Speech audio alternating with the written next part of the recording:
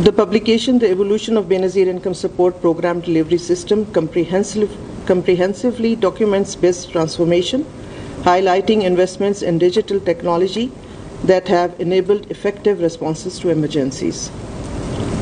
The second report, Mind the Gap, offers valuable insights into strengthening our data systems, particularly the National Socio-Economic Registry, NSCR.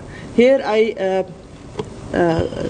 you mentioned the provinces becoming more responsible in this aspect. But I would like to state here that I am a true believer in the 18th Amendment and the devolvement of powers to and the resources to the provinces. But there are certain things that need to be staying with the center. We are the architects, because I belong to a party that was architect and the supporter of the 18th Amendment.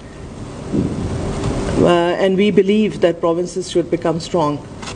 But as the NSCR, as we talk about that, our database, that has to remain centralized.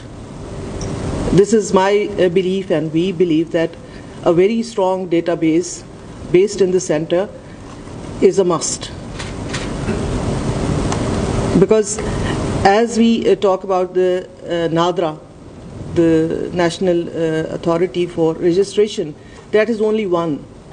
The provinces are not doing the registration. So the database should remain with the center, and like the other functions that BISP is doing at the moment, like the Nashanuma and the educational support, eventually they can, if the provinces, when they have the capacity and the will to do it, they should take it over.